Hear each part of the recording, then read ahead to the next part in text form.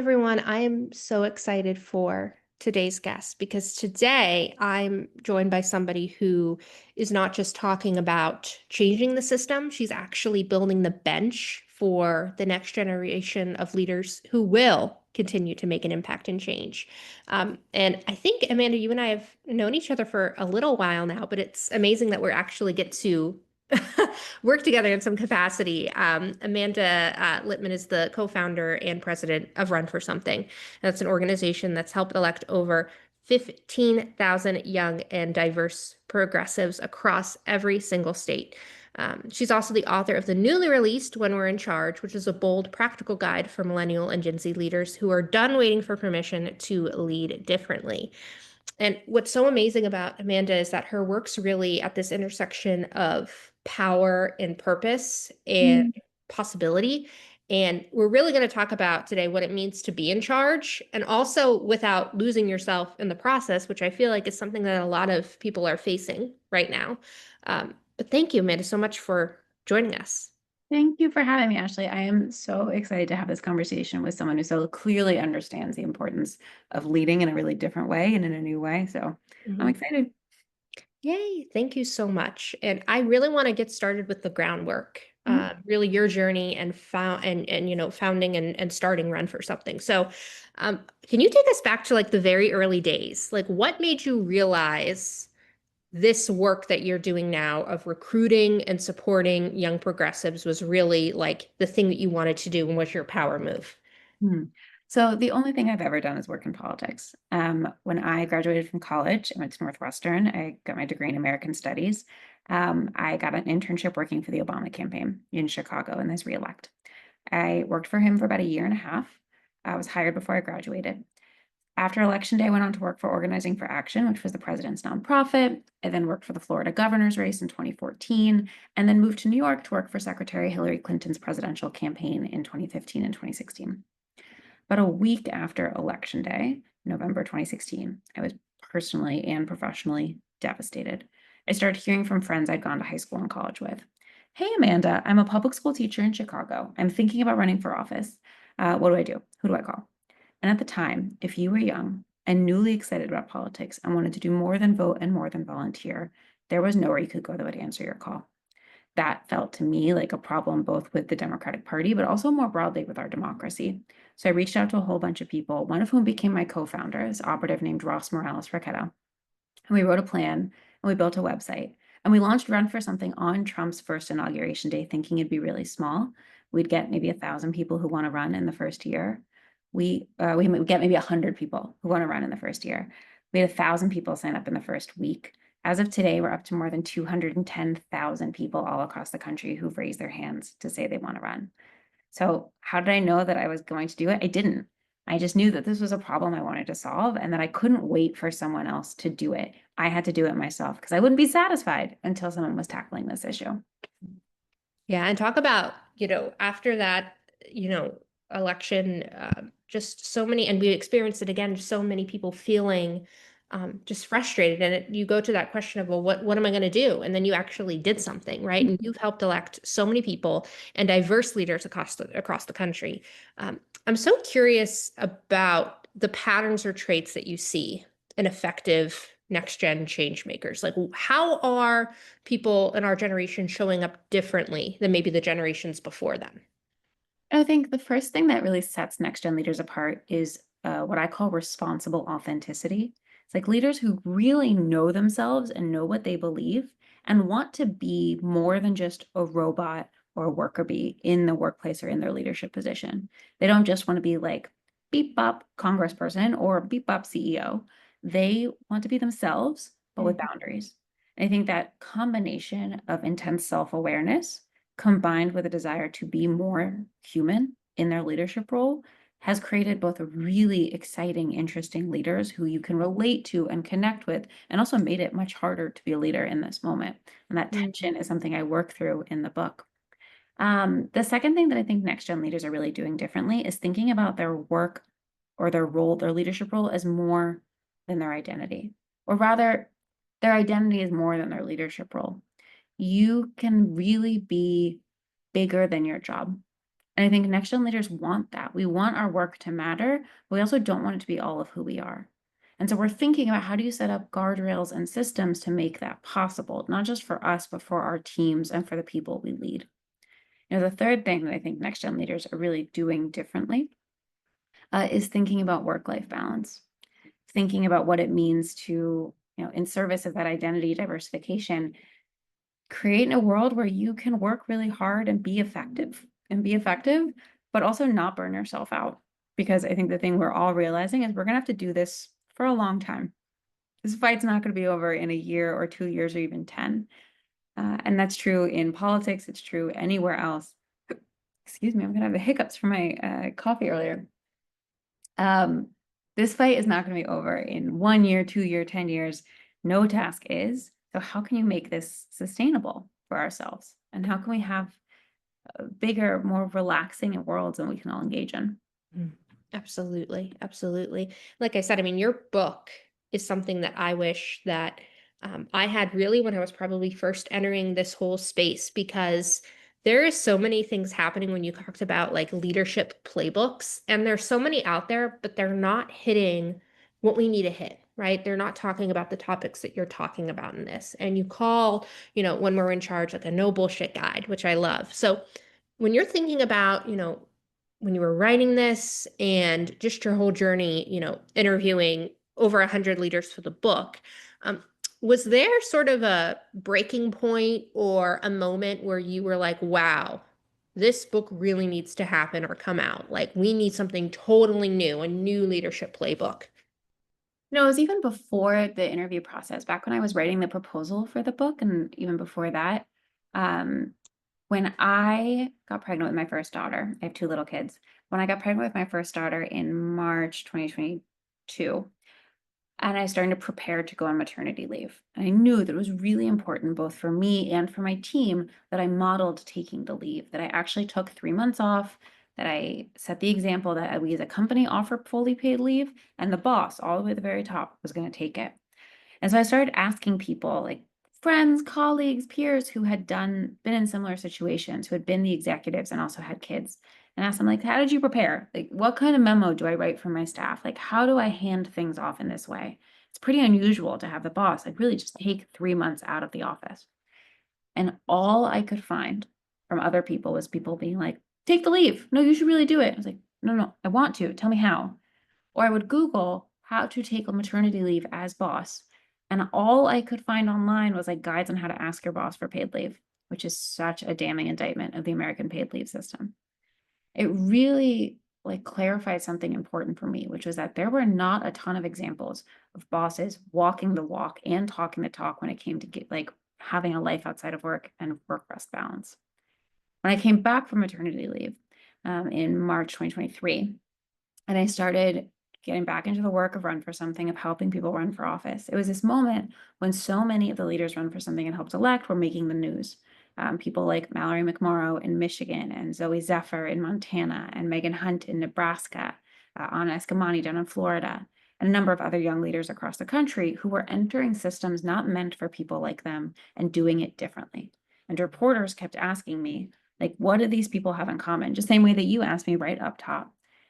And it really helped like really crystallize the combination of my personal experience and the experience that our candidates were having, helped show me that millennials and Gen Z were doing it differently, and that no one had put pen to paper on what that could look like and what kind of impact it would have. So, like an idiot, I was like, what if I wrote it? What if I wrote it? And then I got pregnant again. So wrote it while pregnant with also raising my 1-year-old, which was a really hard thing to do. And I reflect on that as a really insane experience, but I'm really proud of it because I think it's so needed. And I've loved hearing from people who've already read the book. It's been out a couple weeks now, who are telling me how much it's resonating with them and giving them the language to talk about a thing they didn't realize they didn't know how to put into words. Mm, wow, that's so true. Like, I can imagine you had reached out to people, and it's like you're right. You're almost like, I could see those messages being like, yeah, do it. And then you're like, well, I am. It's just how do we do it, right? Wow. What's the process? And it's crazy that so many people haven't put that to, you know, to paper, and you have, right? And you've, shared so many amazing things in this book. Mhm. I'm sort of curious if there was any surprising insight or story that maybe struck with you while you were writing this, because you have interviewed so many leaders from so many different areas. This is not just politics, this is education, tech, business. Was there any story that had struck with you? Or was it really just, you constantly been hearing something similar from everyone, which is that something needs to change? The themes that I heard echo across all of the conversations, like the legal profession was a little further behind, nonprofits were a little further ahead, but I was so struck by how many things people had in common. I have been reflecting a lot, though, on some of the individual conversations, and one that I've come back to more recently. I got to talk to Marshall Hatch Jr., who's a pastor and faith leader in Chicago, who also runs a residential center for young men in the area. And he's a really inspiring guy, just like amazing young leader who's working in as a faith leader, which is a calling for many people. It's like a thing that's really driven by who you are and what you believe in the most broadest and also personal sense. And he works in a church that is also led by his dad. He and I were talking at a moment where his wife was about to give birth to another baby. Their family was growing. And he was thinking about his own career path and his professional ambitions of maybe taking over the pulpit for his dad or maybe moving forward with his nonprofit residential center work. And, he can have many callings, all of which could be equally as valid. And the pressure that he was feeling from sort of the community and his family to take on the role that his dad was offering him, and also the pressure he was feeling to be a different kind of father to his kids, to be more present for his family, to model a different kind of parenthood. And I think about that a lot because I think it is a tension that so many young leaders are currently experiencing, which is, the pressure from our parents or grandparents or those above us to do it one way, the call that we feel to do it a different way, and the challenge that we don't really have a good role model for how to do it our own way. And I think that tension between those three things, it like so perfectly embodies what next gen leadership is about, which is breaking the mold without a playbook on how to do it. Mm.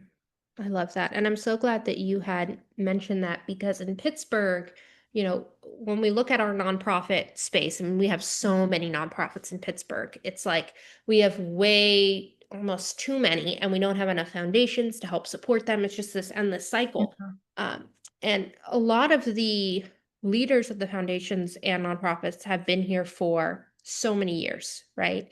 And I'm hearing a lot of these topics come up that you have mentioned, like 4-day work week or paid leave for everyone, all of these concepts. And a lot of the leaders that are in charge are like not used to these topics. They don't know how to handle them, right? They don't know what to do or how to respond. So I'm curious, from your perspective, what might you say to like a skeptical CEO who has a very different idea or concept of what it means to be successful or be in this like almost like hustle culture that we're in? Your team thrives when you create the space for them to be real people outside of work. I know this from experience. Remember, something has a 4-day work week. We pay people well, we offer good benefits, and we've certainly had to make, and I write about having to make hard decisions and doing layoffs and all of those things, in part because, as anyone who does nonprofit fundraising knows, so much of it is out of our control.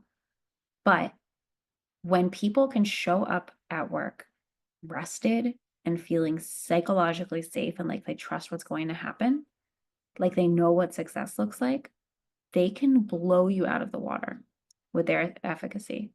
It is better for your bottom line to have people enjoy their jobs. It feels so obvious to me that I can't believe it's a revelation, but it is better for your business when people are not miserable at work. Retention is higher, and we know that rehiring folks can cost up to 3 times their salary. It is so much more cost efficient to keep people relatively happy. And like, it's actually not that hard either. There's things like material goods, pay, compensation, leave, stuff like that, but also transparency models, clear decision-making processes, uh, creating a psychologically safe and inclusive workplace, having really good codes of conduct that make it clear how one can behave and how should be held accountable for it. There are so much intangible that you can do as an executive that don't cost you a dime, take more time and intentionality on your part, but don't cost you a cent, that can make your workplace somewhere people can do their best work. And that's the whole goal, isn't it? Absolutely. You're so true. It's like it shouldn't be this like revolutionary concept that like people, are going to want to be themselves, have more time to be themselves, and like have more time for the things that really fuel them. And then they'll be able to enjoy work even more and actually have the power and energy, right? So Mhm. many people are drained out right now. It's like no matter the space, it's just exhausting. Well, And and this is what I keep coming back to is like, what else would be possible if work didn't suck? yes. If business leaders across the country and community leaders made the decision to run welcoming, energizing, effective workplaces and community spaces, could people be better partners? Could they be better parents? Could they be better friends? Could they be better citizens? Like if you had time back to instead of work or decompress from work, go volunteer, go spend time with your kids, go see a friend, go to the movies. Like what would be possible if you had more expansiveness in your life? And like it feels so woo-woo and like kind of anathema to who I am, but I think it is the fundamental question that I'm asking with all of this is like if the many millions of leaders that we have in spaces big and small made slightly different decisions, how could it transform everything? Absolutely. Absolutely. It's so true. It's so true. And now I feel like we're even pivoting into this topic of, power, identity, burnout. One of the things I've been noticing more on people's email signatures is that thing where it says, this not might not be when you respond to my email or see my email might not be my working hours, but they might be yours. Feel free to respond when works best for you. I've also seen people, I send an email maybe at my end of my workday and they automatically respond, and I feel the need to respond right after. Right. And then I was just reading an article about the National Organization for Women and how the outgoing president said that, one of the reasons she left was because there was so many people that wanted her to be available 24/7. And she was like, this is just not healthy. She was like, it just was not a healthy environment for me. So I'm curious because you mentioned this a lot in your book, right, about being authentic, and that doesn't mean being available 24/7. Mm. So what advice can you give, or what are your thoughts on sort of protecting your peace while still being effective? I think the greatest disconnect comes in when expectations do not meet reality. So the onus is on leadership to clearly set expectations. I think email signatures are a really good way to do that. Mine says that Run for Something works a 4-day work week. We're fully offline on Fridays. Um, Being so clear about boundaries and not being afraid to hold them. And um, I think one of the challenges and sort of criticisms I've gotten, even as I start talking about like the 4-day work week or different work-life balance modules, is people being like, well, that would never work. Like, well, if the boss is bought in, it will.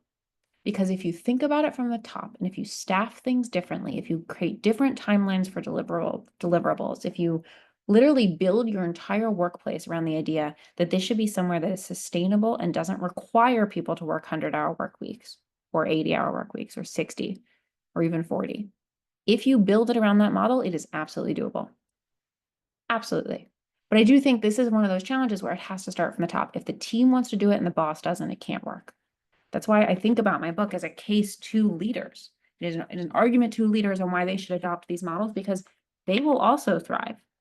I think about the way that I get to show up more better for my family and my kids because I have Fridays to myself. And I get to go into a Saturday with 2 kids under the age of 3 and be a more present parent. Mm, That is a transformative thing for my relationship to my family. mm, That is also transformative for my team who gets Fridays off to do with what they want. mm. That is so true. And I recently started to adopt the concept of limiting my meetings on Fridays, and now I don't have any meetings on Fridays, and it is so helpful. It like has changed my life because there's so many things throughout the week that I don't do, and I'm like, I have to do it Saturday. And there's so many family things on Saturday, and I want to see my friends and just, have other time. But a couple of months ago, I didn't, and It now I do. It's transformative. is, and it is a way of creating an org-wide system that also serves you. And that's not selfish. Hmm. Not selfish at all. Absolutely. Absolutely. Speaking of, you balancing, family and the fact that you were pregnant when you wrote this book, I'd love to hear more about those experiences because that really just shows like adds this human element, right? Even more so. So, can you tell us about those experiences? Like what was it like being pregnant and writing this amazing book and, having the job itself of being pregnant because you're literally growing a human. So, Mhm. tell us more about that. It was really stupid. No, I sold the initial book proposal on my daughter's first birthday, which was such like a fortuitous moment. Um, I then knew that I was going to have to turn in the book before the November 2024 election. I got pregnant shortly into the beginning of the year, which gave me a much harder deadline because there's nothing like childbirth to force you to finish a book. So I wrote in about 9.5 months, almost exactly. And I think that parenting is like such a transformative experience, sort of regardless, but being constantly forced to be in my body and be present for how I was feeling for my kid, both the one that was born and the one that was growing, to think about my relationship to work, to think about the ways in which I was setting things up better for both of my girls. Like it was a really touchy-feely experience in a way that I wasn't always super comfortable with, but I think allowed me to be more honest on the page because I was so tired that I had no choice but to be. Absolutely. Absolutely. It's really amazing. And I'm sure, when your kids look back, they're like, wow, look at my mom. She wrote a book and she was I you know, hope that's how they feel. absolutely. Absolutely. I'm curious now in terms of a call to action. There's a lot of young people that listen to this that reach out because they got their first big opportunity and they're dreaming about it. I'm curious about if for the young people listening, is there a chapter or concept in the book that you'd want them to read right now and act on right now? I'm thinking of college graduates or people that are about to have that first big thing, like they're about to jump into that moment, right? What would you tell them? Or is there any part in the book that you'd really want them to hone in on right now? I think all of it would be useful, but in particular, I think towards the back third of the book, I think it's the second to last chapter, I talk about career and ambition. And in particular, I lean on the phrase that your career is a galaxy. I think it's very easy to look at people 5 or 10 years older than you and look at their LinkedIn's or their resumes and see this like obvious, oh, they went from this job to this job to this job. They like it makes so much sense. It tells a clear story. But if you ask them, how did you get these like roles? Were you ever rejected? Almost all of them will tell you, oh no, this was not my dream job. I fell into this one and then I learned something new in that one. And then I realized actually that wasn't what I wanted to do. And it can feel like so much pressure is placed on that first job you get out of college to like set you on your future career path. That's not the case. Your first job is for where you can learn about what you like and what you don't like, and about what you want your world to be, and about who you get to meet and who you get to learn from. Your career is not going to be a ladder. It's not going to be like our parents or grandparents had it. It's going to be a galaxy, and you're going to get to jump from star to star. I think that can be really scary. It can also be really exciting. And it means you get to shape it. You have a lot more agency over it than you might realize. I think that was my favorite part of the book, actually. Like, that was so transformative for me because, you know, I've always had a lot of like firsts or sort of being the one that was doing something a little bit differently. And to read that, it was like, yeah, I don't need to follow a certain path because it's what people say is the right thing to do or because that's what everyone else did, right? You can do different things and have different experiences and achieve the goals that you want to achieve. Exactly right. Hmm. I'm so excited for your response to this next question because I've been thinking about it a lot, reading more about you and your career and reading the book. At the end of every podcast episode, I love to ask people this question. I'm so curious about your response. So, as you know, when we're thinking about Queen Me, it's all about people's experiences and journeys, right? So when a pawn reaches the other side of the chessboard, you can get a queen back, you can get really any chess piece back that you want, right? And it can have the power to like impact the position in a very unique way. So Mhm. very curious in your view, what does it mean to unleash your inner queen and how do you unleash your inner queen? Um, What does it mean to change the game for myself? Um, this is a very interesting question because it's a thing I've been wrestling with a bunch. The book just came out. My baby that I was about to deliver when I turned in the manuscript is now about 8 or 9 months old, Mm. a 2.5-year-old. So I'm actually in a moment of incredible, uh, just did like basically 5 hard years of growth. And now the challenge for myself is to rest, Mm. to think about how to settle in this moment. And that is a very hard thing for someone like me to do. Mhm. But to think about how can I reset my playing field, my match, my board, and start to think about what comes next and like what do I want the next era of my galaxy to look like? What do I want this part of my life to be? Is like a very, exciting, freeing, scary thing. Um, but thinking about what I want my live, I write about this in the book of like part of deciding about what you want to do is what do you want your day to day to look like? Like Mhm. what kind of things are important to me now that maybe weren't true 5 or 8 years ago?